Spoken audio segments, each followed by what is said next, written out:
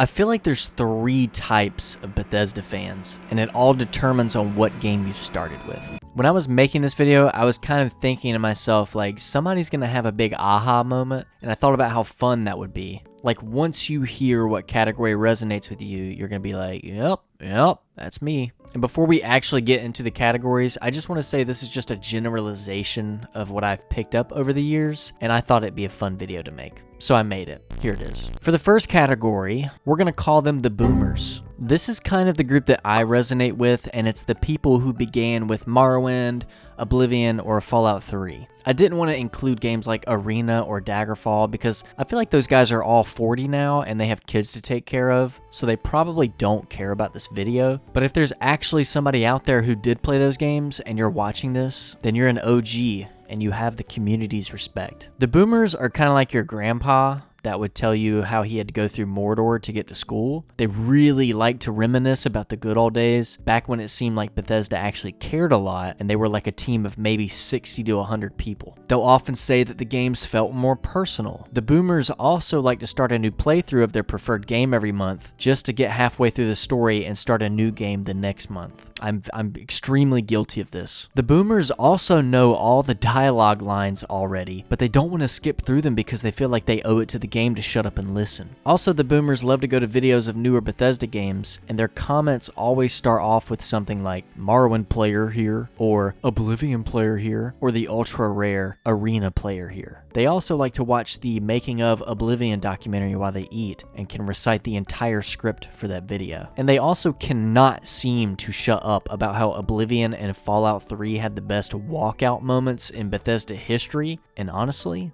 they're not wrong. You can't really beat those 2 views, just being honest. Boomers often say things like, man, I need an Oblivion tattoo. I've said that many times, okay, first of all. As a member of this category, I can firmly say that yes, we lose our temper with Todd about 13 times a month, but we can also manage it at times and hold out just for a little bit more hope when the company has a major screw up. The second category, I like to call them the greatest generation. I call them the greatest generation because they started with Skyrim and eventually moved to Fallout 4 when that came out. The main reason I call them the greatest generation, though, is because it's my opinion that Skyrim was the last okay game made by Bethesda. Certainly not perfect, but not bad either. I think that Skyrim captured perfectly what a good Bethesda game should look and feel like. And I'm not saying that like Fallout 4 wasn't great either, just that Skyrim probably attracted way more fans than Fallout 4 did. And I feel like a big majority of Bethesda fans lie within this category. I remember when Skyrim came out and all my friends who didn't even play video games were talking about how great Skyrim was. It was almost like the same effect that Fortnite had on gaming, where you notice people that didn't even play video games were playing Fortnite. I feel like Skyrim did that for Bethesda,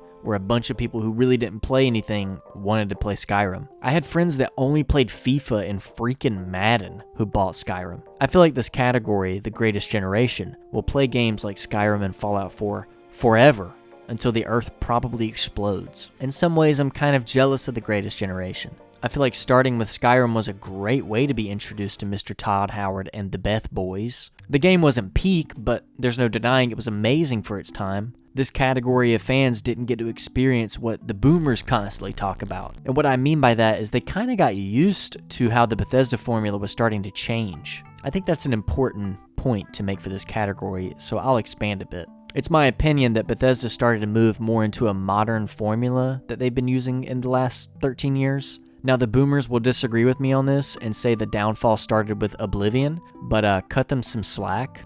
They just need to take their medicine. I myself, being a boomer, have pretty much moved away from playing Skyrim and Fallout 4 on a monthly basis. But I've got friends that still play Fallout 4 and Skyrim. And that's all they've been playing since those games came out. I also feel like people from this category got some of the best memories from Bethesda. Both Skyrim and Fallout 4 had amazing DLCs like Far Harbor, Dragonborn, Dawnguard. And if you started playing in this time, specifically Skyrim, I feel like you got some of the best Bethesda had to offer at that time. Sure, it wasn't perfect. You know, every game has its flaws, but I think these games were really good at what they did, And they were modern also, which really helped with the new type of audience this game was attracting. I think Skyrim really helped Bethesda tremendously, considering it was a casual approach to the Elder Scrolls series. The third category, I call them Generation S. S for Starfield, of course. These people would rather die than admit that Starfield sucks.